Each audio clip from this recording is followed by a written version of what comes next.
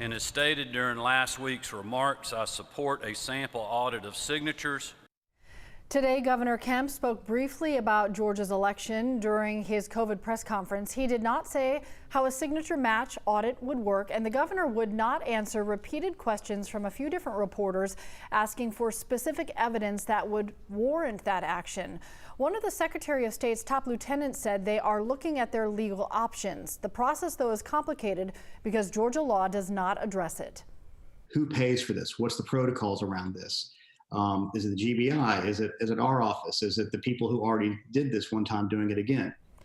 Another problem, he says, the precedent set by opening an investigation without evidence anything is wrong. Sterling says they are looking into any specific claims made, but there is no evidence or even warning signs that give them reason to look into absentee ballot signatures statewide.